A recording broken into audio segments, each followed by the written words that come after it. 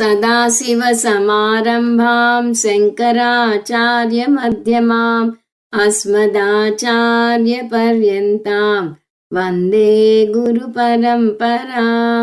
हरिः ओं श्रीगुरुभ्यो नमः। हरिः ओं। ॐ वाङ्मे मनसि प्रतिष्ठिता मनो मे वाचि प्रतिष्ठितम् आविराविर्मयेधि वेदस्य माणिस्तः श्रुतं मे मा प्रहासीर्अनेनाधीतेन अहोरात्रान् सन्दधामि ऋतं वदिष्यामि सत्यं वदिष्यामि तन्मामवतु तद्वक्तारमवतु अवतु माम् अवतु वक्तारमवतु वक्तारम्। ఓం శాంతి శాంతి శాంతిః. మన ఐతరేయ ఉపనిషత్తు 6వ క్లాస్లో ఉన్నాం. అంత ముందు క్లాస్లో మొదటి అధ్యాయంలోని 3వ ఖండంలో 11వ మంత్రం వరకు చూసాము. ఇవాళ ప్రత్యేకించి అనుప్రవేశ శృతి భాష్యం చూద్దాం. అది కూడా బృహదారణ్యకోపనిషత్తుకు శంకరాచార్యుల వారు రాసిన భాష్యం నుంచి మన స్వామీజీ పరమార్థానంద చెప్పిన దాంట్లోంచి కొన్ని అంశాలు చూడబోతున్నాము. వేదాంత సారాన్ని 2 ముక్కల్లో చెప్పాలి అంటే బ్రహ్మ సత్యం జగన్మిథ్య జీవో బ్రహ్మైవ నా పరహ. 2వ లైను జీవుడు బ్రహ్మ తప్ప వేరే ఏమీ కాదు అంటే మహావాక్యాన్ని సూచిస్తుంది. అది జీవాత్మ ఈజ్ ఈక్వల్ టు పరమాత్మ. అది చూపించటానికి శృతి వాడే ప్రక్రియ అనుప్రవేశ శృతి. ఇది మనం ప్రత్యేకించి బృహదారణ్యకోపనిషత్తులో చూస్తాము. ఇప్పుడు మనం చూస్తున్న ఐతరేయ ఉపనిషత్తులోనూ ఉంది. దాని తర్వాత తైత్తిరీయోపనిషత్తులో కూడా ఉంది. బృహదారణ్యకోపనిషత్తులో స ఏష ఇహ ప్రవిష్టః అని వస్తుంది. దాని అర్థం మనం వివరంగా భాష్యంలో గడుపెట్టినప్పుడు చూద్దాం. ఇక్కడ ఐతరేయోపనిషత్తులో స ఏతమేవ సీమానం విదార్యైతయా ద్వారా ప్రాపద్యత అని వస్తుంది. అంటే నడినెత్తి మీద ఉన్న బ్రహ్మరంధ్రాన్ని చీల్చుకొని ఆ ద్వారం ద్వారా బ్రహ్మ ప్రవేశించాడు అని దాని అర్థం.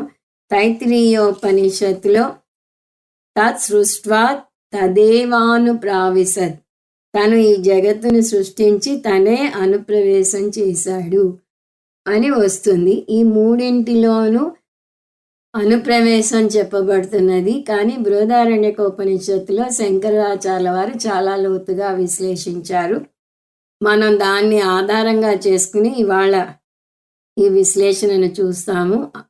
తీసుకున్న వాక్యం కూడా బృహదారణ్యకంలోని వాక్యం స ఏష ఇహ ప్రవిష్టః. జగత్తు సృష్టి జరిగాక పరమాత్మే స్వయంగా జగత్తులో ప్రవేశించాడు అని దీని అర్థం. శంకరాచార్యుల వారు ఈ అనుప్రవేశ శృతి వచ్చినప్పుడల్లా భాష్యం రాస్తారు, కానీ బృహదారణ్యకంలో మరింత వివరంగా రాశారు. ముందుగా ఇక్కడ ఒక సాంకేతిక సమస్య వస్తున్నది. స ఏష ఇహ ప్రవిష్టః అంటే అతను ప్రవేశించాడు. అతను ఎవరు? సహా అంటే అతను సర్వనామం. సర్వనామం నిర్వచనం ఏమిటి? నామవాచకం బదులుగా వాడేది. ఇంగ్లీష్లో ప్రొనౌన్ అంటారు. It is used instead of a noun. ముందు నౌన్ వాడాక మళ్ళీ నౌన్ చెప్పకుండా ప్రొనౌన్ వాడతారు. తెలుగులో చూస్తే నామవాచకం ఒకసారి వాడాక మళ్ళీ అదే వ్యక్తి గురించి చెప్పాల్సి వచ్చినప్పుడు సర్వనామం వాడతారు. ఉదాహరణకి సుబ్రహ్మణ్యం లక్ష్మణ శాస్త్రి గారి అబ్బాయి, అతను ఇంజనీరు అనే తీసుకుంటే ముందు ఆ సుబ్రహ్మణ్యాన్ని పరిచయం చేయటం జరిగింది. అతను ఫలానా లక్ష్మణ శాస్త్రి గారి అబ్బాయి అని. దాని తర్వాత అతను అంటే లక్ష్మణ శాస్త్రి గారు కాదు, సుబ్రహ్మణ్యం గారు. సో సుబ్రహ్మణ్యం ఇంజనీరు అని వస్తుంది. అదేవిధంగా సహా అని ఉపనిషత్తు వాడితే ఈ సహా ఎవరు అనేది చూడాలి. బృహదారణ్యకంలో ఉపనిషత్తు ఈ సహా వచ్చే ముందు ఎవరి గురించి చెప్పిందో చూడాలి. అవ్యాకృతం, అవ్యక్తం, ప్రకృతి, మాయా లాంటి పదాలను చర్చించింది. తద్దేదం తర్హి అవ్యాకృతమాసీత్ అని వచ్చింది ముందు మంత్రంలో. అంటే అక్కడ అర్థం ఈ జగత్తు అప్పుడు అవ్యాకృతంగా ఉంది అని వచ్చింది. అందువల్ల సహా అంటే అవ్యాకృతం అనాలి. కానీ శంకరుల వారు సహా అంటే పరమాత్మ అని అంటున్నారు. పరమాత్మ అంటే బ్రహ్మ. అవ్యాకృతాన్ని పరమాత్మ అని ఎలా అనగలరు అంటే దానికి శంకరాచార్యుల వారు జవాబు చెప్తున్నారు. అసలు అవ్యాకృతం అనే పదాన్ని ముందు అర్థం చేసుకోవాలి. అవ్యాకృతం అనేది బ్రహ్మకు భిన్నంగా లేదు. బ్రహ్మ లేదా పరమాత్మకు భిన్నంగా మాయకు ఉనికి లేదు. అవ్యాకృతం అంటే మాయ అని ఒక అర్థం వస్తుంది. మాయ అనేది శక్తి. అందువల్ల అవ్యాకృతం అంటే బ్రహ్మ లేదా చైతన్యం అని కూడా అర్థం వస్తుంది. సో అవ్యాకృతానికి 3 సందర్భాలలో 3 అర్థాలు ఉన్నాయి. ఒక అర్థం మాయ, ఇంకొక అర్థం మాయా సహిత బ్రహ్మ లేదా ఈశ్వరుడు, మూడవ అర్థం బ్రహ్మే. ఈ సందర్భంలో అవ్యాకృతం అంటే బ్రహ్మ మాత్రమే అని శంకరాచార్యుల వారు నిరూపిస్తారు. ఎందుకు? తర్వాత వచ్చే చర్చలో ముఖ్యంగా జీవ ఈశ్వర ఐక్యంలో బ్రహ్మ పదమే సరిపోతుంది. అందువల్ల సహా పదం అవ్యాకృతాన్ని సూచించిన దాని అర్థం బ్రహ్మ. ఇలా ఉపనిషత్తు భిన్న సందర్భాలలో భిన్న అర్థాలు వాడితే మనను అయోమయంలో పడవేయటం లేదా అని మీరు ప్రశ్నించవచ్చు. అంటే ప్రతి భాషలోనూ ఒక పదాన్ని అనేక అర్థాలతో మనం వాడుతూనే ఉంటాం. అందువలనే పర్యాయ పదాలు అని వస్తుంది. దానికి శంకరాచార్యుల వారు ఇచ్చిన ఉదాహరణ చూద్దాం. గ్రామం అనే పదం తీసుకుంటే దానికి 3 అర్థాలు ఉన్నాయి. గ్రామం అంటే ఒక ఊరు కావచ్చు, లేదా అందులో ఉండే ప్రజలు కావచ్చు, లేదా రెండూ కావచ్చు. మొదటి వాక్యం చూస్తే గ్రామం శూన్యంగా ఉంది. అక్కడ ఊరు గురించి చెప్తుంది. ఊరు శూన్యంగా ఉంది. 2 గ్రామం వచ్చింది అంటారు. గ్రామం ఎలా వస్తుంది అంటే ఆ గ్రామంలోని ప్రజలందరూ వచ్చారు. గ్రామం తరలి వచ్చింది అని చెప్తారు కొన్ని చోట్ల. సో ఊరు తరలి వచ్చింది అంటే ఊళ్ళో ఉన్న మనుషులందరూ వచ్చారు అని దాని అర్థం. మూడవది ఆ గ్రామంలో ప్రవేశించరాదు. ఊళ్ళో ఉండే మనుషుల గురించి చెప్తున్నట్టుగా ఈ వాక్యం తీసుకోవాలి. ఒక చిన్న పదం అనే గ్రామానికి 3 అర్థాలుంటే భగవానునికి ఉండకూడదా? అందువల్ల సహా అంటే సందర్భాన్ని బట్టి తీసుకోవాలి. ఇక్కడ సహా అంటే బ్రహ్మ అంటున్నారు శంకరాచార్యుల వారు. సో ఈ వాక్యం మళ్ళీ చూస్తే సహ ఏష ఇహ ప్రవిష్ట. ఇప్పుడు ప్రవిష్ట అంటే ప్రవేశం చేశాడు. దీనికి అర్థం చెప్పే ముందు శంకరాచార్యుల వారు 5 వాదనలను ప్రవేశపెట్టి వాటిని ఖండించారు. మొదటి వాదన చూద్దాం. మొదటి వాదన ఏమిటి? గృహం నిర్మించాక దేవదత్తుడు అందులో ప్రవేశించాడు. సంస్కృతంలో ఏదైనా ఉదాహరణ చెప్పాలంటే దేవదత్తుడు అనే పదం వాడుతూ ఉంటారు. దేవదత్తుని ఇల్లు ఎక్కడ అంటే కాకి వాలిన ఇల్లు అని చెప్తారు అని తటస్థ లక్షణం గురించి చెప్పేటప్పుడు చెప్తారు. అలాగే ఇక్కడ కూడా వాదన అంటే పూర్వమీమాంసకునికి శంకరాచార్యులకి మధ్య జరిగే వాదన చూస్తున్నాం మనం. వాదన 1 అంటే అది పూర్వమీమాంసకులు చేసే వాదన. పూర్వమీమాంసకులు వేదం యొక్క పూర్వపక్షాన్ని ఆధారంగా చేసుకుని వాదిస్తారు. అందువల్ల వాళ్ళని టూకీగా చెప్పాలంటే పూర్వపక్షి అంటాం. పక్షి అంటే పక్షి కాదు. వారి వాదన పూర్వపక్షాన్ని ఆధారంగా చేసుకుని ఉంటుంది. మనం వాదన 1 అని చెప్తున్నా. ఇక్కడ పూర్వమీమాంసకుల వాదన ఏంటి? ఒక గృహాన్ని నిర్మించాక ఆ యజమాని అందులో ప్రవేశిస్తాడు. యజమాని ఇక్కడ దేవదత్తుడు. అలాగే భగవంతుడు సృష్టి చేశాక ఆ సృష్టిలోకి ప్రవేశించాడు అని వాళ్ళు అంటారు. దానికి శంకరాచార్యుల వారి జవాబు, ఈ ఉదాహరణ పరమాత్మకు సరిపోదు. ఉదాహరణ తీసుకున్నప్పుడు ఆ ఉదాహరణలో ఒక అంశమన్నా అసలు దాంతో సరిపోవాలి. ఉదాహరణలో చూస్తే ఏమని వస్తుంది? దేవదత్తుడు ఇంటి బయట ఉన్నాడు, ఇల్లు కట్టుకున్నాడు, ఇల్లు కట్టుకున్నాక ఇంట్లోకి ప్రవేశించాడు. అంతవరకు బానే ఉంది. ఎందుకంటే దేవదత్తుడు పరిమితమైన వ్యష్టి శరీరం ఉన్నవాడు. ఇల్లు పరిమితమైనది. అతను ఇంటిలో లేడు. ఇంటి బయట నుంచి లోపలికి వచ్చాడు. కానీ పరమాత్మ విషయానికి అది చెల్లదే. ఎందువల్ల? పరమాత్ముడి నిర్వచనం ఏమిటి? సర్వవ్యాపకుడు, సర్వగతుడు. అంతటా ఉన్న పరమాత్మ ఒక చోటు నుంచి ఇంకో చోటికి ఎలా వెళతాడు? అది జరిగే పని కాదు. కాబట్టి ఇల్లు కట్టుకుని దేవదత్తుడు ఇంట్లోకి వెళ్ళగలడేమో కానీ పరమాత్మ సృష్టి చేసి సృష్టిలోకి అడుగు పెట్టలేడు. సరే, రెండవ వాదన. పరమాత్మ సృష్టి చేసి పరమాత్మ అందులోకి అడుగు పెట్టాడు అంటే ఒప్పుకోవట్లేదు కదా. అందువల్ల వారు ఏమంటారు? పరమాత్మ గృహం నిర్మించాక జీవాత్మ ప్రవేశించాడు. సో సృష్టి చేసింది పరమాత్మ, కానీ ఎంటర్ అయింది జీవాత్మ అంటారు వారు. దానికి మనం అర్థం చేసుకోవాల్సిన ఉదాహరణ, ఒక కాంట్రాక్టర్కి ఇస్తాడు. ఇప్పుడు దేవదత్తుడు ఇల్లు కట్టాక అంటే దేవదత్తుడు కట్టడు ఇల్లు, అతను ఎవరికో కాంట్రాక్ట్ ఇస్తాడు. అతను ఇల్లు కట్టి ఇస్తాడు. అప్పుడు ఆ కాంట్రాక్టర్ ఇంట్లోకి అడుగు పెట్టాడు, యజమాని ఇంట్లోకి అడుగు పెడతాడు. అంటే అక్కడ కాంట్రాక్టర్ వేరు, యజమాని వేరు. ఇల్లు కట్టింది కాంట్రాక్టరు, అడుగు పెట్టింది యజమాని. ఆ విధంగా సృష్టి చేసింది పరమాత్మ, అందులోకి అడుగు పెట్టింది జీవాత్మ.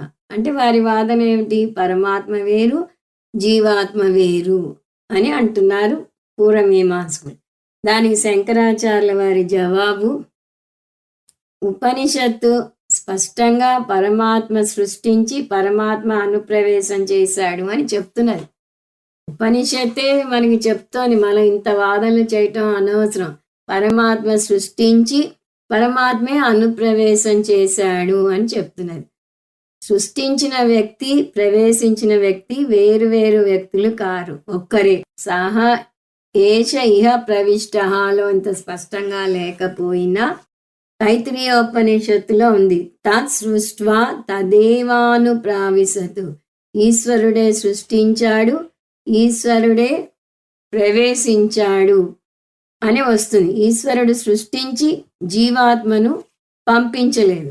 కాబట్టి ఎవరు సృష్టించారో వారే అనుప్రవేశం చేశారు. ఐతరేయోపనిషత్తులో కూడా సఈక్షత సఈక్షత సఈక్షత అని వస్తూ ఉంటుంది.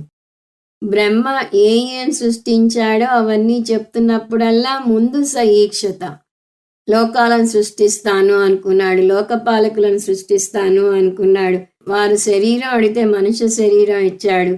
తర్వాత అసనాయ పిపాసలను సృష్టిస్తాను అనుకున్నాడు. దాని తర్వాత అన్నాన్ని సృష్టిస్తాను అనుకున్నాడు.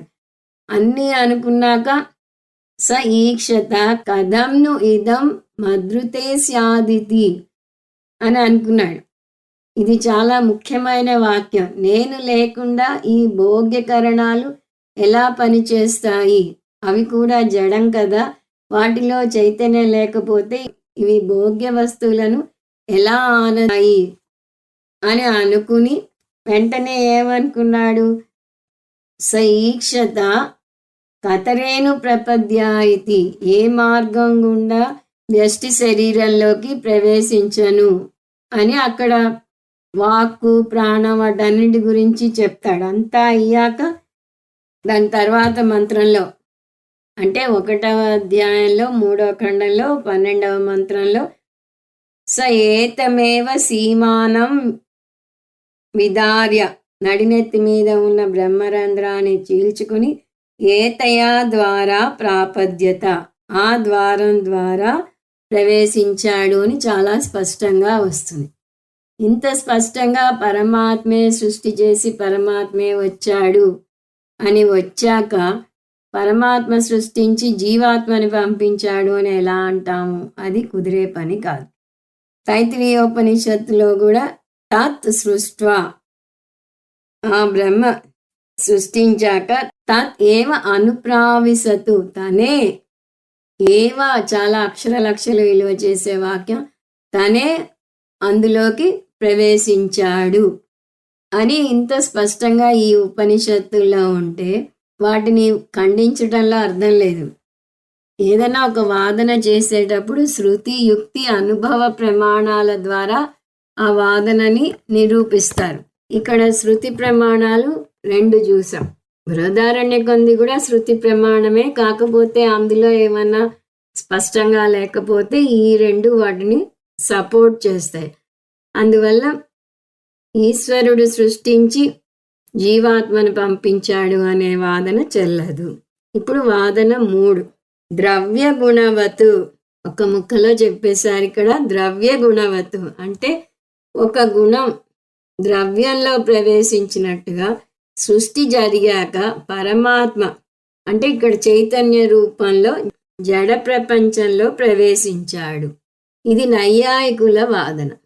అంటే ద్రవ్యానికి ఒక గుణం ఉన్నట్టుగా ఆ జగత్తుకి ఒక గుణంలాగా చైతన్యంగా పరమాత్మ అనుప్రవేశం చేశాడు.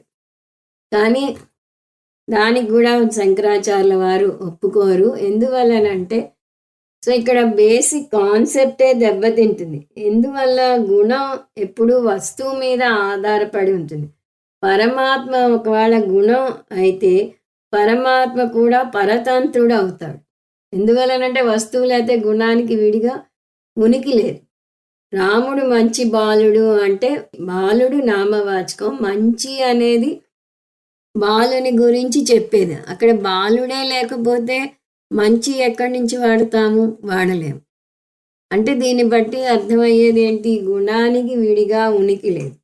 పరమాత్మని గుణం కింద వర్ణిస్తే పరమాత్మ పరతంత్రుడు అవుతాడు, స్వతంత్ర ఉనికి లేని వ్యక్తి అవుతాడు. కానీ పరమాత్మ స్వతంత్రుడు. బ్రహ్మ సత్యం జగన్మిథ్య అని ఎలా చెప్పగలుగుతున్నాం? పరమాత్మ దేని మీద ఆధారపడలేదు కాబట్టి స్వతంత్రుడు. అందువల్ల ఈ వాదన కూడా కుదరదు. ఇప్పుడు 4వ వాదన, ఫలే బీజవతు. ఒక పండు పండినప్పుడు అందులో ఒక భాగం గింజగా మారుతుంది. పండులోంచి గింజ వస్తుంది. ఉదాహరణకు కొబ్బరి బోండాన్ని తీసుకోండి. చూడటానికి బాహ్యంగా అది ఒకటేలా ఉన్నా లోపల మార్పులు జరుగుతూ వస్తాయి. అదేవిధంగా సర్వవ్యాపకమైన పరమాత్మలో నామరూపాలు వ్యక్తమవుతాయి. పరమాత్మ ఈ జగత్తులో ఉంటూనే మరో ధర్మంగా మార్పు చెంది జీవాత్మ అవుతాడు. అప్పుడు శరీరంలో ఉన్న పరమాత్మ జీవాత్మగా మార్పు చెంది ఉండవచ్చు కదా. పరమాత్మ ఎంటర్ అయ్యాక మార్పు చెందాడు, జీవాత్మగా మారాడు, ఇంకా పరమాత్మ కాదు అని వారి వాదన. పండినప్పుడు అందులో ఎలా అయితే గింజ వస్తుందో అలా వ్యష్టిలోకి పరమాత్మ ఎంటర్ అయ్యాక జీవాత్మగా మారాడు అని. ముందేమన్నారు? పరమాత్మ సృష్టించాక జీవాత్మ ప్రవేశించాడు అన్నారు. అది కుదరదన్నారు.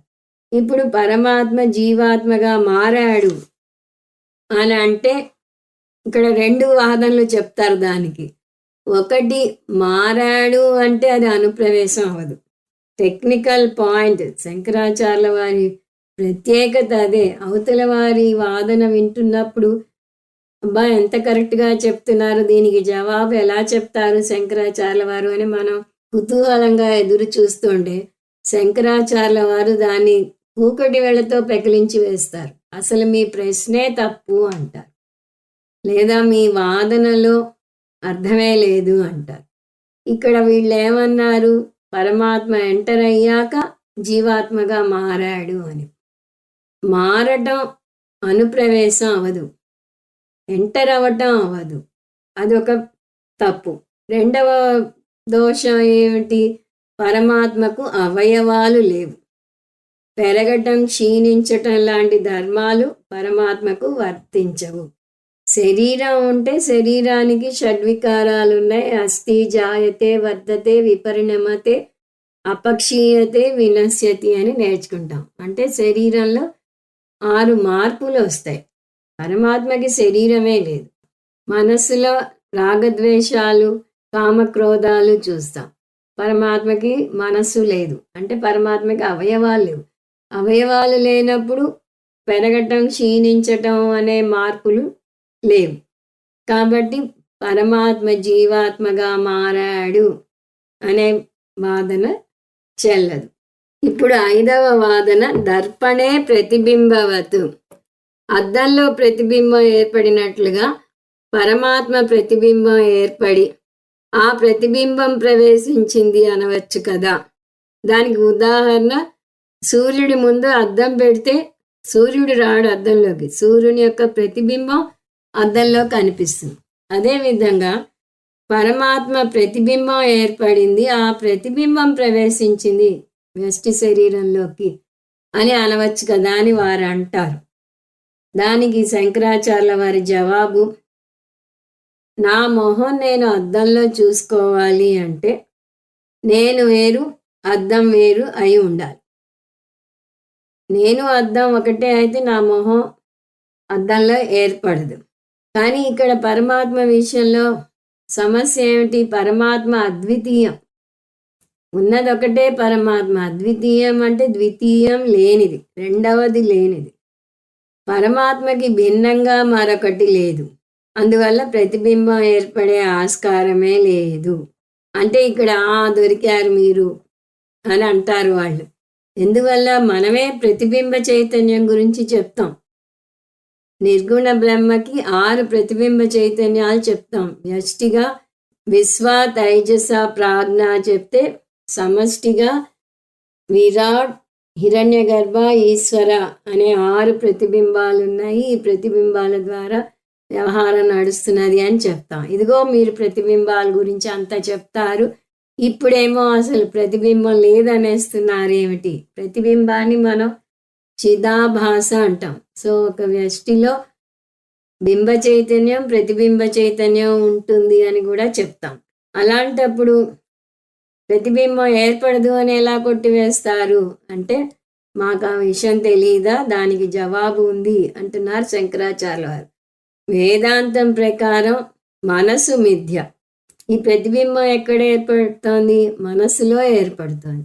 మనసే మిథ్య అయినప్పుడు మనసులో ఏర్పడే ప్రతిబింబం ఎక్కడ సత్యం అవుతుంది? అది కూడా మిథ్యే అవుతుంది. కాబట్టి పరమాత్మ ప్రతిబింబ రూపంలో అనుప్రవేశం చేశాడు అనేది అర్థం లేని మాట. పరమాత్మే ప్రవేశం చేశాడు. దీనితో పరమాత్మ ప్రవేశం గురించిన వాదోపవాదాలు అయ్యాయి. ఈ 5 వాదనలు టూకీగా మళ్ళీ చూస్తే, మొదటి వాదన, పరమాత్మ సృష్టి చేశాక పరమాత్మే ఎంటర్ అయ్యాడు అంటే పరమాత్మ సర్వవ్యాపకుడు, ఒక చోటు నుంచి ఇంకొక చోటికి రాలేడు. రెండవ వాదన, పరమాత్మ సృష్టి చేశాక జీవాత్మ ప్రవేశించాడు. పరమాత్మే సృష్టించి పరమాత్మే ప్రవేశించాడు అని తైత్తిరీయంలోను చాలా స్పష్టంగా వస్తుంది. మూడవది, ద్రవ్య గుణవతు, గుణం వస్తువులో ప్రవేశించినట్టు గుణంగా పరమాత్మ ప్రవేశించాడు అంటే అప్పుడు పరమాత్మ పరతంత్రుడవుతాడు, కానీ పరమాత్మ స్వతంత్రుడు. నాలుగవది, ఫలే బీజవతు, పరమాత్మ జీవాత్మగా మార్పు చెంది ఉంటాడు. దీనికి జవాబు, మార్పుని ప్రవేశం అన్నారు ఒకటి, తర్వాత పరమాత్మ నిరవయవం కాబట్టి మార్పులు లేవు. ఐదవది, దర్పణే ప్రతిబింబవతు, అద్దంలో ప్రతిబింబం ఏర్పడినట్టుగా పరమాత్మ ప్రతిబింబం మన శరీరంలోకి ప్రవేశించింది అంటే పరమాత్మకు భిన్నంగా ఇంకొకటి లేదు కాబట్టి, పరమాత్మ అద్వితీయం కాబట్టి ప్రతిబింబానికి చోటు లేదు. ఈ విధంగా వాదోపవాదాలు అనుప్రవేశం గురించి జరిగాయి. మరి పరమాత్మ ప్రవేశించలేదు అని అనేటట్టయితే శృతి తప్పు చెప్తున్నట్ట? శృతి అన్నడు తప్పు చెప్పదు. శంకర్ల వారు ఈ అనుప్రవేశ శృతిని అర్ధవాద భాగం కింద తీసుకోవాలి అని అంటున్నారు. అర్ధవాదం అంటే దానికి స్వతహాగా ప్రాముఖ్యత ఉండదు, కానీ దాన్ని ఇంకొక వాక్యంతో కలిపి నేర్చుకోవాలి. అది చెప్పే ఇంకొక ముఖ్యమైన భాగం ఏమిటి? జీవాత్మ పరమాత్మల ఐక్యం. జీవాత్మ = పరమాత్మ అని శృతి మనకి నేర్పించే సారం. దీన్ని మహావాక్యం అంటారు. జీవాత్మ పరమాత్మల ఐక్యాన్ని చూపించే ఏ వాక్యానైనా మహావాక్యం అని అంటారు. సో ఈ మహావాక్యం చేసుకోవడానికి పరమాత్మ అనుప్రవేశం చేశాడు అని చెప్తున్నది శృతి. అంటే పరమాత్మ మనస్సు వెనుక సాక్షిగా అందుబాటులో ఉన్నాడు అని దాని అర్థం. అనుప్రవేశ శృతిని అర్థవాదం అని ఎందుకు అంటున్నారు శంకరాచార్యుల వారు అంటే దానికి కారణం లేకపోలేదు. సృష్టి గురించి కానీ అనుప్రవేశం గురించి కానీ తెలుసుకుంటే కలిగే ఫలం ఏమిటో శృతి ఎక్కడా చెప్పదు. సృష్టి గురించి ఒక్కొక్క ఉపనిషత్తులో ఒక్కొక్కలాగా వస్తుంది. మామూలుగా ఉపనిషత్తుల సారం ఒకటే అని చూస్తాం. దాని గతి సామాన్య దర్శనం అని కూడా అంటారు. జీవాత్మ పరమాత్మల ఐక్యం గురించి బోధిస్తుంది అని చూస్తాం. కానీ సృష్టి గురించి వచ్చేసరికి ఒక్కొక్క ఉపనిషత్తులో ఒక్కొక్కలాగా వస్తుంది. అలా ఎందుకు వస్తుంది అంటే ఎలాగూ సృష్టిని మిథ్యగా కొట్టివేసేటప్పుడు ఏ విధంగా చెప్తే ఏమి అని దాని అర్థం. అందువల్ల మీరు గమనిస్తే ఏ ఉపనిషత్తులో కూడా సృష్టి గురించి వచ్చిన ఎక్కడా ఇదిగో ఈ సృష్టి గురించి మీరు నేర్చుకుంటే ఈ ఫలం పొందుతారు, స్వర్గలోకానికి వెళ్తారు, ఇంకేదో పొందుతారు అని ఎక్కడా రాదు. అదేవిధంగా అనుప్రవేశం గురించి చెప్పినప్పుడు కూడా మీకు మోక్షం కలుగుతుంది అని కానీ మీరు స్వర్గలోకానికి వెళ్తారని కానీ చెప్పదు. కానీ బ్రహ్మ గురించి తెలుసుకుంటే మోక్షం కలుగుతుంది అంటుంది. అంటే ఏమిటి? ఈ అనుప్రవేశ శృతి ప్రత్యక్షంగా ఫలాన్ని ఇవ్వదు. దాని ద్వారా ఐక్యం గురించి తెలుసుకుంటే మోక్షం కలుగుతుంది. అందువల్ల దీన్ని అర్థవాదం అన్నారు. ప్రత్యక్ష ఫలాన్ని ఇవ్వని భాగాన్ని విధి వాక్యంతో కలపాలి. ఇది మీమాంస సూత్రం. అర్థవాదం అర్థం ఏమిటి అంటే దానంతట దానికి విలువ ఉండదు, కానీ దాన్ని వేరే వాక్యంతో కలపాలి. దానికి పూర్వమీమాంసలో వచ్చే ఉదాహరణ వాయువు చాలా వేగంగా పరిగెత్తే దేవత, అది అర్థవాదం. కానీ దాన్ని ఇంకొక వాక్యంతో కలపాలి. అందువల్ల వాయువుకి పూజ చేయాలి. పూజ చేస్తే ఏమవుతుంది? వాయువు అంత వేగంగా మనకి ఫలితాన్ని ఇస్తాడు అని అర్థం.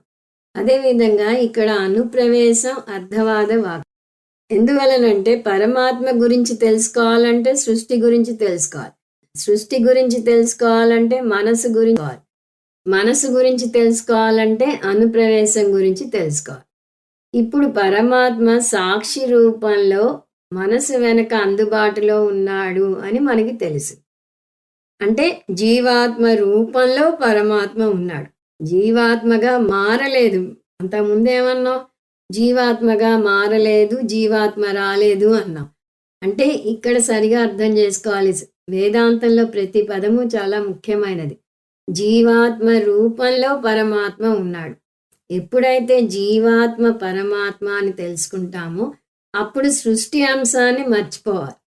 అందుకని మనం గుర్తుపెట్టుకోవాల్సింది ఏది ముందు పుట్టింది, లేదా పంచభూతాల నుంచి సృష్టి వచ్చిందా, 3 భూతాల నుంచి సృష్టి వచ్చిందా, 1 భూతం నుంచే సృష్టి వచ్చిందా, ఇటువంటివి కాదు. ఎందువల్లనంటే తైత్తిరీయోపనిషత్తులో పంచభూతాల నుంచి సృష్టి వచ్చిందని వస్తుంది.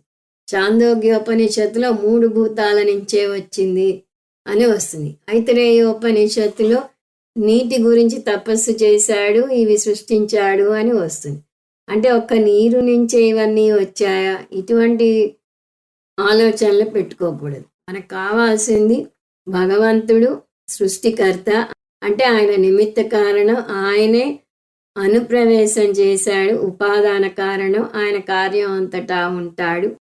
అంటే వ్యష్టిలో జీవాత్మ రూపంలో ఉంటాడు అనేది అర్థం చేసుకో. పరమాత్మ జీవాత్మ రూపేణ వర్తతే. అందువల్ల అనుప్రవేశ శృతి ద్వారా పరమాత్మ జీవాత్మ రూపంలో ఉన్నాడు అని తెలుసుకుంటే చాలు. ఇంకో విధంగా చెప్పాలంటే పరమాత్మ ప్రవేశించాడు అంటే పరమాత్మ అందుబాటులో ఉన్నాడు అని అర్థం. ఉదాహరణకి మీరు రామచంద్రుడు అనే ఆయన ఉన్న ఆఫీస్కి వెళ్ళారు. ఏ మిట్ట మధ్యాహ్నమో వెళ్ళారు. ఆయన ఆఫీస్కి వచ్చాడా అని అడుగుతారు. వచ్చారండి అంటారు. వచ్చారా అని మీరు అడగటంలో ఉద్దేశం ఏంటి? ఇప్పుడు ఉన్నారా, అందుబాటులో ఉన్నారా, వెళ్ళి మాట్లాడవచ్చా అని. ఆయన పొద్దున 9ంటికి వచ్చాడా, 8ంటికి వచ్చాడా, 11ంటికి వచ్చాడా అని మీకు అనవసరం. మీరు వెళ్ళినప్పుడు ఆయన అందుబాటులో ఉన్నారా లేదా అనే ఉద్దేశంతో ఆఫీస్కి వచ్చారా అని అడుగుతున్నారు అంతే. పరమాత్మ విషయంలో కూడా ఎలా వచ్చాడు అనేది అనవసరం. జీవాత్మగా వచ్చాడా, జీవాత్మగా మార్పు చెందాడా, అవన్నీ అనవసరం. అందుబాటులో ఉన్నాడు అనేది అవసరం. సో జీవాత్మే పరమాత్మ, అహం బ్రహ్మ అస్మి మహావాక్యం వచ్చేసింది. దీనితో అనుప్రవేశ శృతిలో ఒక భాగం అయింది. కానీ శంకరాచార్యుల వారు ఇంకా కొన్ని వాదోపవాదనలు సాగిస్తున్నారు. అది అనుప్రవేశ శృతి మీద భాష్యం 2గా చూద్దాము. ఇక్కడ మనం ఏమన్నాం, భగవానుడు ప్రవేశం చేశాడు అంటే నిజంగా ప్రవేశం చేయలేదు, సాక్షి రూపంలో మనసులో అందుబాటులో ఉన్నాడు. ఇది జీవ ఈశ్వర ఐక్యాన్ని సూచిస్తుంది అని శంకర్ల వారు నిరూపించేశారు. నిజానికి ఇక్కడ ఇంకా వాదనకి కొత్తగా అవకాశం లేదు. కానీ తక్కిన దార్శనికులు దానిని అంగీకరించటం లేదు. వారు అనేక అభ్యంతరాలను లేవదీశారు. శంకర్ల వారు వాటన్నింటికీ జవాబులు చెప్పుకొచ్చారు. వాటిలో మనం కొన్ని వాదనలను చూద్దాము. అవి 8 వాదనలుగా చూద్దాం. ముందు చూసిన 5 కాకుండా ఇంకొక 8 వాదనలు చూడబోతున్నాం. ముందు సగటు మానవుని వాదన. సగటు మానవుడి వాదన ఏమిటి? జీవాత్మ పరమాత్మతో ఎలా సమానం? వేదాంతానికి రాకముందు వేదాంతం జీవాత్మ పరమాత్మల ఐక్యం సూచిస్తుంది, నువ్వే ఆ బ్రహ్మవు అనేసరికి వాళ్ళకి అదో పెద్ద బ్లాస్ఫమీ లాగా అనిపిస్తుంది. అపచారం నేనేమిటి, పరమాత్మ ఏమిటి అని అనుకుంటారు. పైగా వాళ్ళు తార్కికంగా కూడా ఇది చెల్లదు అంటారు. ఎందువల్ల? వారి లెక్క ప్రకారం జీవాత్మలు అనేకం, పరమాత్మ ఏకం. జీవాత్మ పరమాత్మ ఐక్యం చెప్పాలి అంటే అనేక పరమాత్మలు ఉన్నట్టు తీసుకోవాలి. కానీ మనమేమో ఒకటే పరమాత్మ అంటున్నాం. ఒక పరమాత్మ ఇన్ని జీవాత్మలతో ఎలా సమానం అనేది సగటు మానవుని వాదన. దానికి శంకరాచార్యుల వారి జవాబు, జీవాత్మలు అనేకం అని మీరు అనుకుంటున్నారు. వేదాంతం నేర్చుకోలేదు ఇంకా. జీవాత్మలు అనేకం అని మీరు అనుకుంటున్నారు. మీరు దేన్ని లెక్కేస్తున్నారు? మనస్సులను లెక్కేస్తున్నారు. మనస్సులు అనేకం కాబట్టి అనేక జీవాత్మలు ఉన్నాయి అంటున్నారు. కానీ ఈ మనసు వెనక ఉండి మనసుని గమనిస్తున్న సాక్షి ఒకటే. నానాత్వాన్ని సాక్షిగా ఆపాదిస్తున్నారు. దానికి ఉదాహరణ సూర్యుడు. ఆకాశంలో ఉన్న సూర్యుడు ఒకటే సూర్యుడు అనేక ప్రాంతాల్లో అనేకంగా కనిపిస్తాడు.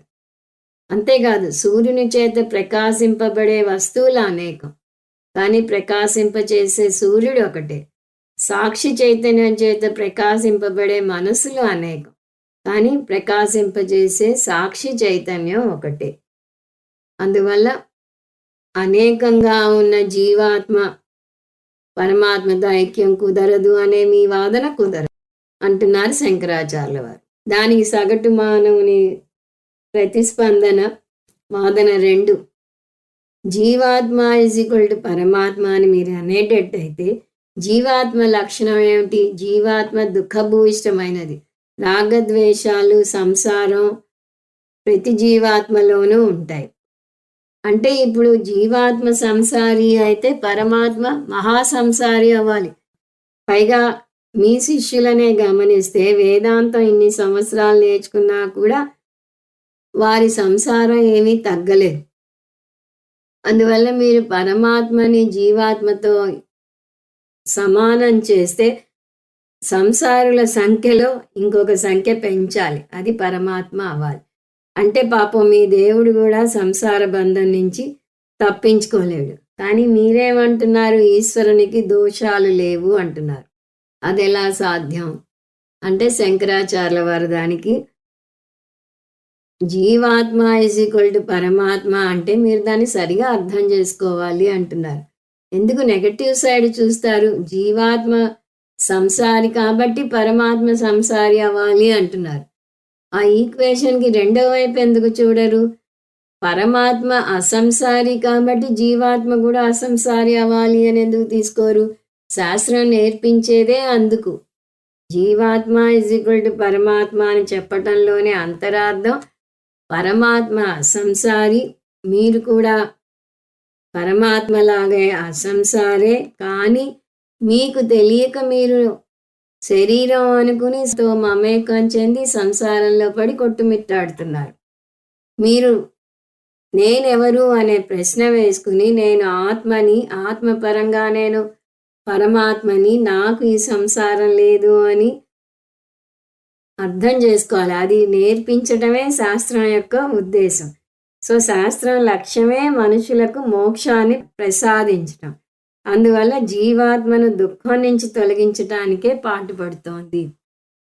కాబట్టి మీరు అర్థం చేసుకోవాల్సింది ఏమిటి? జీవాత్మ ఇజ్ ఈక్వల్ టు పరమాత్మ అంటే పరమాత్మ పరంగా చూసి పరమాత్మ ఎలాగైతే అసంసారో అలాగే జీవాత్మ కూడా అసంసారి. పరమాత్మకి ఎలా సుఖ దుఃఖాలు అంటవో జీవాత్మకు కూడా సుఖ దుఃఖాలు అంటవు అని అర్థం చేసుకోవాలి.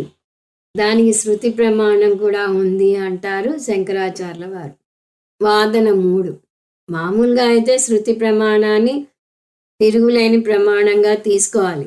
కానీ ఒక వాదన ఉంది, శృతి చెప్పేది మన అనుభవానికి భిన్నంగా ఉంటే దాన్ని స్వీకరించిన అవసరం లేదు. మన అనుభవం అగ్ని వేడిగా ఉంటుంది అని చెప్తుంది. ఒకవేళ శృతి అగ్ని చల్లగా ఉంటుంది అని చెప్తే దాన్ని మనం స్వీకరించలేము. అదేవిధంగా శృతి జీవాత్మకి దుఃఖం లేదు అని చెప్పవచ్చు, కానీ మా అనుభవం వేరేగా ఉంది. జీవితం దుఃఖాలయంగా ఉంది. శృతి చెప్పినంత మాత్రాన అంగీకరించాలని లేదు. మీమాంస సూత్రం మీకు కూడా తెలిసిందే. శృతి చెప్పినది ప్రత్యక్ష ప్రమాణానికి భిన్నంగా ఉంటే దాన్ని స్వీకరించని అవసరం లేదు. అందువల్ల శృతి జీవాత్మకి దుఃఖం లేదు అంటే వినటానికి బాగుంది, నాకు నమ్మాలనే ఉంది. కానీ మీ వేదాంత శిష్యులకు కూడా ఏమీ దుఃఖం పోలేదే. వాళ్ళు ఇంత నేర్చుకుంటే మరి వాళ్ళకి దుఃఖం పోవాలి కదా, వాళ్ళు ఇంకా సంసారంలోనే ఉన్నారే. అలాంటప్పుడు మీరు జీవాత్మ పరమాత్మ ఒకటే అని ఎలా అనగలరు అని వారి వాదన. దానికి శంకరాచార్యుల వారి జవాబు, దుఃఖం ఉన్నది నిజమే, కానీ ఆ దుఃఖం ఎవరికి ఉంది? శరీరానికి ఉంది, మనస్సుకు ఉంది. సాక్షి అయిన మీకు లేదు. మీరు నేను సాక్షిని అని అర్థం చేసుకోనంత వరకు ఈ దుఃఖం కొనసాగుతుంది. అసలు మీరెవరు? Ever the experiencer, never the experienced. అనుభవించే మీరే, అది ఎప్పటికీ. అనుభవించబడే కాదు, ఎన్నటికీ. ఇది ఆత్మ నిర్వచనం. ఆత్మని సరిగా అర్థం చేసుకోవాలి. ఆత్మ ఆబ్జెక్ట్ కాదు, ఆత్మ సబ్జెక్ట్. ఆబ్జెక్ట్గా మీకు అనుభవంలోకి వచ్చేదేది మీరు కాదు. దుఃఖం మీకు తెలుస్తోంది, అది మనసుకి అని తెలుస్తోంది, మనసు మీరు కాదు. శరీరపరంగా మీరు అవస్థలు పడుతున్నారు, శరీరానికి అవస్థ కలుగుతోంది అని మీకు తెలుస్తోంది, మీరు శరీరం కాదు. మరి మీరెవరు? మన శరీరాలను సాక్షిగా చూసే సాక్షి చైతన్యం. అందువల్ల ఆత్మకు దుఃఖం అంటదు. ఇంతవరకు సగటు మానవునితో వాద ప్రతివాదాలు చూసాం. ఇవి 3 వాదనలు. ఇప్పుడు క్షణిక విజ్ఞానవాది వాదన చూద్దాం. వాదన 4. ఆత్మ వస్తువు కాదు, అందువల్ల ఆత్మకు దుఃఖం అంటదు అంటున్నారు కదా. బాగానే ఉంది వినటానికి. కానీ ఆత్మ తనను తాను అనుభవించవచ్చు కదా. ఆబ్జెక్ట్ది అనుభవించలేరు అంటున్నారు, బాగానే ఉంది. ఆత్మ సబ్జెక్ట్ అంటున్నారు, కానీ సబ్జెక్ట్ అయిన ఆత్మ తనను తాను అనుభవించవచ్చు కదా. అంటే ఆత్మ తనను తాను అనుభవిస్తోంది అంటే దానికి ఉన్న దుఃఖాన్ని కూడా అనుభవిస్తుంది. ఆ విధంగా ఆత్మ దుఃఖం ప్రత్యక్ష విషయం. ఆత్మకు దుఃఖం ఉంది కాబట్టి దాన్ని దుఃఖానికి అతీతమైన పరమాత్మతో సమానం చేయలేము. ఎవరంటున్నారు? ఇది మర్చిపోకూడదు. ఇది క్షణిక విజ్ఞాని వాదన. దానికి జవాబు వ్యాకరణ పరంగా వస్తుంది. కర్తృకర్మ విరోధాత్. ఆత్మ కర్త, కర్మ కాదు అంటే ఆబ్జెక్ట్ కాదు. ఆత్మ తనను తాను అనుభవిస్తున్నది అనే వాక్యం సరి అయినది కాదు. ఈ వాక్యంతో ఆత్మ అనుభవించే నేను, అనుభవించబడే వస్తువు 2 అవుతుంది. సింపుల్గా చెప్పాలంటే సబ్జెక్టు ఆబ్జెక్టు 2 ఆత్మే అవుతుంది. ఒకే వస్తువు సబ్జెక్టుగాను ఆబ్జెక్టుగాను ఉండలేదు. కర్త కర్మ ఒకరే అవలేదు. సబ్జెక్టు ఆబ్జెక్టుని అనుభవించలేదు. దాన్ని కర్తృకర్మ విరోధం అంటారు. దానికి ఉదాహరణలు చూసే కనులు తనను తాను చూసుకోలేవు. తినే వ్యక్తి తనను తాను తినలేడు. బోధ చేసే గురువు తనకు తాను బోధ చేసుకోలేడు. అందువల్ల ఆత్మనైన నేను నన్ను నేను అనుభవించలేను. కానీ పూర్వపక్షి వాదన ఇంకా కొనసాగుతున్నది. వాదన 5. సరే, ఆత్మను కర్మగాను కర్తగాను రెండింటిగా చూడలేము అంటున్నారు. బానే ఉంది. ఒకే ఆత్మలో ఒక భాగాన్ని కర్తగా మరో భాగాన్ని కర్మగా తీసుకోవచ్చు కదా. అంటే ఒక భాగాన్ని సబ్జెక్టుగా ఇంకొక భాగాన్ని ఆబ్జెక్టుగా. అదెలా? కన్ను దృష్ట్యా నేను ద్రష్టను, కంటితో చూస్తాను. సో కన్ను భాగం తీసుకుంటే నేను చూసే వ్యక్తిని. అదే చెయ్యి దృష్ట్యా నేను దృక్కును, అంటే కంటితో నా చేతిని నేను చూస్తున్నాను. కన్ను వేరు, చెయ్యి వేరు. అంటే నన్ను నేను చూసుకుంటున్నానా లేదా? అలాగే ఆత్మ ఒక భాగం ఇంకొక భాగాన్ని చూస్తుంది. అలా ఆత్మ ఒక భాగంలో దుఃఖం ఉండవచ్చు కదా అని వాళ్ళు వాదిస్తారు.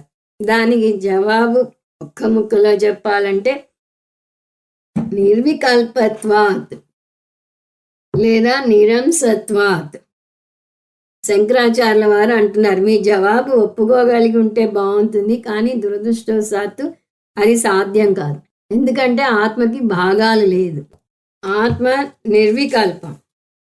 అందువల్ల ఆత్మలో ఒక భాగం దుఃఖాన్ని అనుభవిస్తుంది అనే వాదనను అంగీకరించలేము. దీంతో క్షణిక విజ్ఞాన వాదన కూడా కొట్టివేయబడింది. తర్వాత తర్కశాస్త్రం వాదనలు.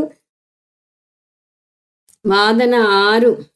తర్కశాస్త్రంలో ఆత్మ నిత్యం, కానీ ఆత్మ లక్షణం దుఃఖం అంటారు వారు. తర్కశాస్త్రంలో అనేక లొసుగులు ఉంటాయి, దీన్ని ఎవరు స్వీకరిస్తారు అంటున్నారు శంకర్ల వారు. ఆ లొసుగులలో కొన్నింటిని ఎత్తి చూపిస్తున్నారు. వారి వాదనను ఖండించే ముందు వారి వాదన ఏంటో మనకి తెలియాలి. సో ముందు వారి వాదన చూస్తాం.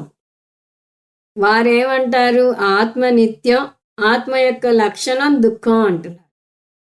అంటే ఆత్మ గుణి, దుఃఖం గుణం. అంటే ఆత్మకి దుఃఖం అనే గుణం తోడైంది. ఈ ఆత్మ ఈ గుణం రెండు విడదీయరానివి అంటున్నారు. కానీ దుఃఖం లక్షణం ఏమిటి? అనిత్యం. సో ఒక్క ముక్కలో చెప్పాలంటే వారి వాదన ఆత్మ నిత్యం, ఆత్మ లక్షణం అనిత్యమైన దుఃఖం. దానికి శంకరాచార్యుల వారి జవాబు అనిత్య దుఃఖం, నిత్య ఆత్మ రెండు భిన్నమైనవి. ఆ రెండు ఎలా కలిసి ఉండగలవు? ఆత్మ నిత్యం అయితే దుఃఖం కూడా నిత్యం అవ్వాలి. లేదు, దుఃఖం అనిత్యం అయితే ఆత్మ కూడా అనిత్యం అవ్వాలి. సో రెండిటికి ఒకటే లక్షణం ఉండాలి, నిత్యం కానీ అనిత్యం కానీ. ఒకదానికి ఒక లక్షణం, ఇంకొక దానికి ఇంకొక లక్షణం కుదరదు. కాబట్టి అనిత్య దుఃఖం నిత్య ఆత్మతో కలిసి ఉండలేదు. ఇది ఒక జవాబు. ఇప్పుడు తర్కశాస్త్రం యొక్క రెండవ వాదన. తర్కశాస్త్రంలో వాళ్ళు ఆత్మని తర్కం ద్వారా నిరూపిస్తారు. వారు శృతి ప్రమాణానికి వెళ్లకుండా తర్కం ద్వారా నిరూపిస్తారు. అనేక దశల్లో వాదించుకుంటూ వెళ్ళి చివరికి ఆత్మ దగ్గరికి చేరుతారు. దాని సారాంశం ఆత్మ అనుమేయం, అంటే ఆత్మ ప్రత్యక్షం కాదు అని. ఇది మొదటి వాక్యం. కానీ వారి రెండవ వాక్యం ఆత్మకు దుఃఖం ఉంది అంటారు. దుఃఖం ఏమిటి? ప్రత్యక్షం. ఆత్మ ఏమిటి? అప్రత్యక్షం. దీనికి శంకరాచార్యుల వారి జవాబుని మీరే ఊహించగలరు. ప్రత్యక్ష గుణం అప్రత్యక్ష వస్తువుకి అంటే ఆత్మకు ఎలా చెందుతుంది? ప్రత్యక్ష గుణం దుఃఖం, అప్రత్యక్ష ఇక్కడ వాడే పదం అనుమేయ వస్తువు. అనుమేయ వస్తువుకి ఎలా చెందుతుంది? ప్రత్యక్ష గుణమేమో మీ ఎదురుకుండా ఉంది, ఆత్మేమో తర్కం ద్వారా మీరు గ్రహించిన వస్తువు, అది ప్రత్యక్షంగా తెలియటం లేదు. అందువల్ల కంటికి తెలియని వస్తువుకి కంటికి తెలిసే లక్షణం ఎలా ఉంటుంది? కాబట్టి ఈ వాదన చెల్లదు. మూడవ వాదన, తర్కశాస్త్రం వారు చేసే వాదన ఆత్మ జడమే, కానీ అది జడమైన మనసుతో కలవటం వల్ల, అంటే జడమైన ఆత్మ జడమైన మనసుతో కలవటం వల్ల ఆ రెండింటి కలయికతో చైతన్యం ఏర్పడుతుంది అంటారు వారు. సర్వవ్యాపకమైన ఆత్మ మనసుతో కలిస్తే దానికి ఎరుక వస్తుంది. ఆత్మ మనసుతో కలుస్తుంది, మనసు ఇంద్రియాలతో కలుస్తుంది, ఇంద్రియాల వస్తువుతో కలుస్తాయి. అప్పుడు జ్ఞానం కలిగి సుఖదుఖాలు పోతాయి. జ్ఞానం కానీ దుఃఖం కానీ పుడితే అవి దేనికన్నా సంబంధించినవై ఉండాలి. లక్షణం ఒక వస్తువు చెందుతుంది. ఆ వస్తువు ఇంద్రియాలు కావచ్చు, మనసు కావచ్చు, ఆత్మ కావచ్చు. తర్కశాస్త్రం ప్రకారం అలా పుట్టిన సుఖదుఖాలు ఆత్మకు చెందుతాయి అని వస్తుంది. ఆత్మ జడం, మనసు కూడా జడమే. కానీ రెండు జడ పదార్థాలైన ఆత్మ మనసు కలిస్తే వాటి కలయికతో చైతన్యం ఏర్పడుతుంది. అందువల్ల ఆత్మ సుఖ దుఃఖాలను అనుభవిస్తుంది అని వారు అంటారు. దాని శంకరాచార్యుల వారు రెండు విధాలుగా ఖండిస్తారు. ఒకటి, అసలు ఆత్మ మనసుతో కలవలేదు. ఎందువల్ల వారి వాదంతోనే వారిని ఖండిస్తారు శంకరాచార్యుల వారు ఎప్పుడు. ఒక సూత్రం, రూపాలు ఉన్న రెండు వస్తువులు మాత్రం కలవగలవు. రెండవ సూత్రం, ఆత్మకు రూపం లేదు. అంటే రూపం లేని ఆత్మ రూపం ఉన్న మనసుతో ఎలా కలుస్తుంది? మనసుతో కలిసి సుఖదుఖాలను ఎలా పుట్టిస్తుంది? అది జరిగే పని కాదు. ఇంకొక లోసుగు వారి వాదంలో ఒక సంయోగంత లక్షణం వస్తే అది శాశ్వతం కాదు. అందువల్ల దుఃఖాన్ని ఆత్మ అనుభవిస్తుంది అనేది అర్థం లేని పని. ఈ విధంగా తర్కశాస్త్రం వాదనతోనే తర్కశాస్త్రాన్ని పడగొట్టారు శంకరాచార్యుల వారు. దీనితో తర్కశాస్త్ర వాదోపవాదాలు ముగిశాయి. ఇప్పుడు చివరిది జైనవాదులు. వారివి రెండు వాదనలు చూస్తాం. వారేమంటారు? ఆత్మను నిర్వికారంగా సర్వవ్యాపకంగా తీసుకుంటే కదా ఈ గొడవలన్నీ. మా వాదన్నే తీసుకోండి, ఆత్మ సర్వవ్యాపకం కాదు, ఆత్మ అమృతం కాదు. ఎవరంటున్నారు? జైనులు అంటున్నారు. ఎందుకంటే వీరు శాస్త్రాన్ని నమ్మరు. వీరిది నాస్తికవాదం కింద వస్తుంది. ఆత్మ సర్వవ్యాపకం అనేది శరీరం పరిధి మేరకే. శరీరం ఎంత ఉంటే అంత మేరకు ఆత్మ ఉంటుంది. కాబట్టి ఆత్మ పరిమాణం శరీర పరిమాణం అంతా ఉంటుంది. అంటే పెద్ద ఏనుగులో పెద్దగా ఉంటుంది, చిన్న చీమలో చిన్నగా ఉంటుంది. దీన్ని మధ్యమ పరిమాణ అంటారు. అత్యంత చిన్న పరిమాణాన్ని అణువు అని, అత్యంత పెద్ద పరిమాణాన్ని విభువు అని అంటారు. ఈ రెండింటికి మధ్యలో ఉన్నదాన్ని మధ్యమ పరిమాణం అంటారు. ఆత్మ మధ్యమ పరిమాణం కలది అంటారు జైనులు. దీన్ని ఎలా ఖండిస్తారు శంకరాచార్యుల వారు? యత్ సావయవం తద్ అనిత్యం ఘటవతు. వీరిది కూడా తర్కమే. అందువల్ల తర్కానికి ఒక అనుమాన వాక్యం ఉండాలి. ఆ అనుమాన వాక్యంతో వీరిని ఖండిస్తున్నారు. అనుమాన వాక్యం ఏమిటి? యత్ సావయవం తద్ అనిత్యం ఘటవతు. దేనికైతే అవయవం ఉంటుందో అది అనిత్యం అవుతుంది. దానికి ఉదాహరణ కుండ. అంటే దేనికైతే రూపు ఉంటుందో అది నాశనం అవుతుంది, అది అనిత్యం అవుతుంది. కుండ ఒక రూపు దిద్దుకుంటుంది, కానీ దాని కాలం ఎన్నాళ్ళో ఉండదు, కుండ పగిలిపోతుంది. నామం ఉన్న ప్రతిదానికి, నామం రూపం ఉన్న ప్రతిదానికి ఒక ఆది ఒక అంతం ఉంటుందని మన అనుభవం చెప్తుంది. సో కుండలాగా అవయవాలు ఉన్నది అనిత్యం అంటారు శంకర్ల వారు. మన శరీరం అనిత్యం అని మనకి తెలుసు. కాబట్టి కుండలాగా అవయవాలు ఉన్నది అనిత్యం అంటారు. అనిత్యం అయితే ఏమి అనవచ్చు, కానీ ఆత్మ నిత్యం అని అద్వైతవాదులే కాదు, తక్కిన ఆస్తికవాదులైన సాంఖ్య నైయాయికులు కూడా ఒప్పుకుంటారు. అందువల్ల ఆత్మ నిత్యం అని మీరు ఒప్పుకునేటట్టయితే ఆత్మ నిరవయవం అవ్వాలి, అంటే అవయవాలు లేనిది అవ్వాలి. ఆత్మ సావయవం, అవయవాలు ఉన్నది అని అంటే ఆత్మ అనిత్యం అవ్వాలి. ఎందువల్లనంటే నిత్యత్వం సావయవత్వం కలిసి ఉండలేవు, అంటే రెండు భిన్నవి. ఇందాక మనం ఆత్మ దుఃఖం కలిసి ఉండలేవు అన్నాం. ఇక్కడ అవయవం నిత్యం కలిసి ఉండలేమన్నాను. శరీరం శాశ్వతం కాదని మనకు తెలిసిందే. 100 ఏళ్ళు బతకచ్చు, 150 ఏళ్ళు బతకచ్చు, కానీ ఎప్పుడో అప్పుడు మనిషి మరణించాల్సిందే. కాబట్టి దేనికైతే ఒక రూపం, నామం ఉంటుందో అది ఖచ్చితంగా అంతమై తీరాలి. సో నిత్యత్వం, సావయవత్వం కలిసి ఉండలేవు. చివరి వాదన, అలా ఎలా చెప్తారు? Every rule as an exception అని అనుకుంటాం, అదొక రూలు. సో కొన్ని అసాధారణ పరిస్థితుల్లో ఈ రెండు కలిసి ఉండవచ్చు కదా. దానికి ఉదాహరణ వజ్రం, డైమండ్ అంటారు జైనులు. కానీ వారి వాదన చెల్లదు. శంకరాచార్యుల వారు చెప్తున్నారు, వజ్రాన్ని కోయటం కష్టమే, కానీ దానికి కూడా ఒక పుట్టుక ఉంది. పుట్టుక ఉన్న ప్రతిదానికి ఆఖరి తేదీ ఉంటుంది. జైనులు వజ్రం ఏర్పడటం కానీ నాశనం అవటం కానీ చూసి ఉండకపోవటం వల్ల వజ్రం నిత్యం అని అనుకుంటున్నారు. అది సావయవం, అవయవంతో ఉన్నది, దానికి నామం, రూపం ఉన్నాయి. అది నాశనం అవటం మన కంటితో మనం చూడలేనంత మాత్రాన అది అనిత్యం అని మనం చెప్పలేం. దాని ఎండ్ మనం చూడలేకపోవచ్చు, అంత మాత్రాన అది శాశ్వతంగా ఎప్పటికీ ఉంటుంది అని చెప్పలేమంటున్నారు శంకరాచార్యుల వారు. దానికి ఉదాహరణ సూర్యుడు.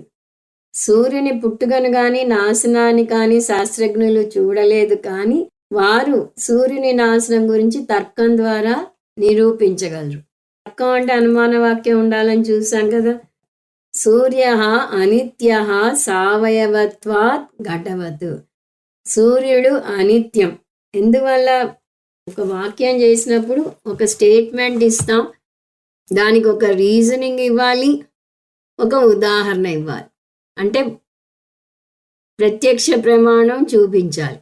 సూర్యుడు అనిత్యం, అది ఒక స్టేట్మెంట్. సూర్యుడు శాశ్వతం కాదు. ఎందువల్ల? రీజనింగ్ ఏమిటి? సావయవత్వాత్, ఒక రూపం ఉంది కాబట్టి.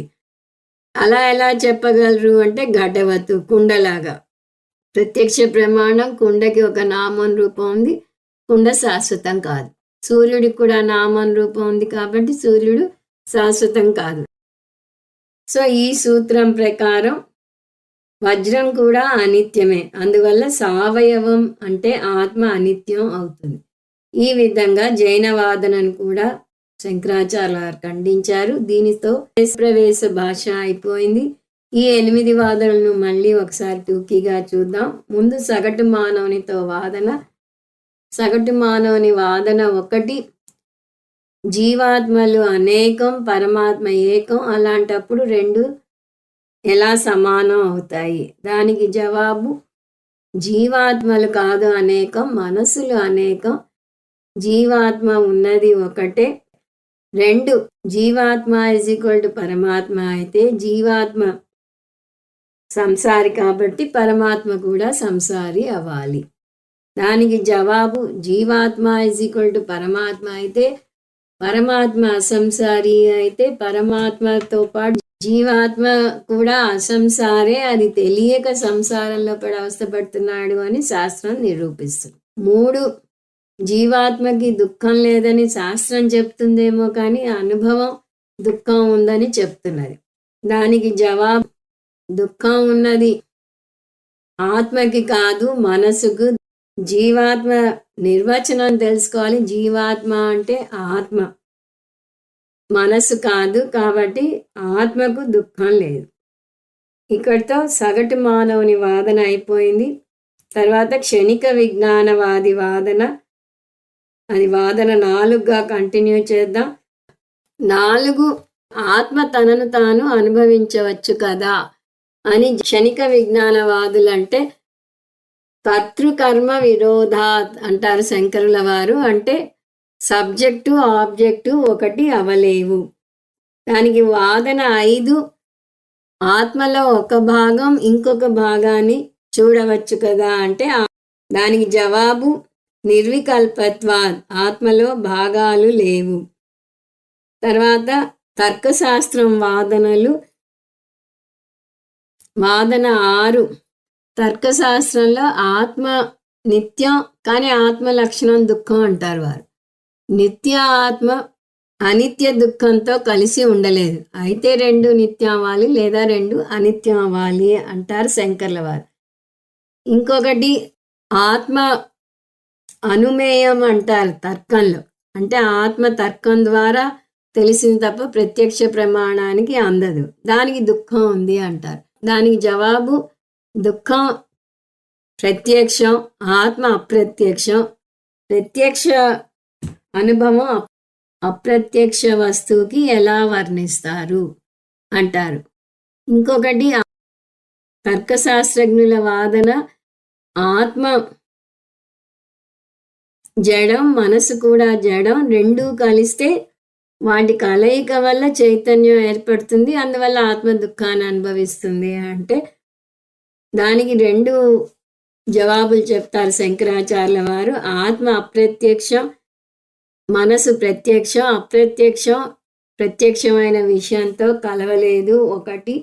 తర్వాత అలా కలిస్తే వచ్చే లక్షణం శాశ్వతం కాదు, అందువల్ల కూడా అది చెల్లదు అని అంటారు.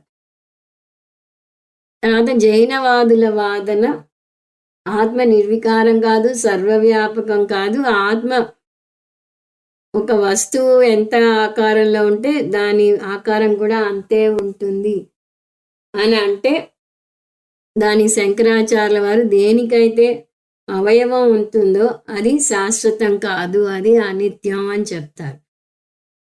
దానికి జైనవాదులు తర్వాత వాదనలో అంటే వాదన 8లో అవయవం ఉన్నవన్నీ అనిత్యం అవ్వాలని లేదు, దానికి వజ్రమే ఉదాహరణ అంటే శంకరాచార్యుల వారు వజ్రం కూడా అనిత్యమే, సూర్యుడు కూడా అనిత్యమే, వాటి గురించి తెలియనంత మాత్రాన అవి నిత్యం అనటానికి వీలు లేదు అంటారు. ఈ విధంగా అనుప్రవేశ శృతి భాష్యం చేశారు శంకరాచార్యుల వారు. ఓం తత్సత్. సర్వం శ్రీకృష్ణార్పణమస్తు. ఓం పూర్ణమద పూర్ణమిదం పూర్ణాత్ పూర్ణముదచ్యతే పూర్ణస్య పూర్ణమాదాయ పూర్ణమేవావశిష్యతే. ఓం శాంతి శాంతి శాంతి. హరి ఓం. శ్రీ గురుభ్యో నమః. హరి ఓం.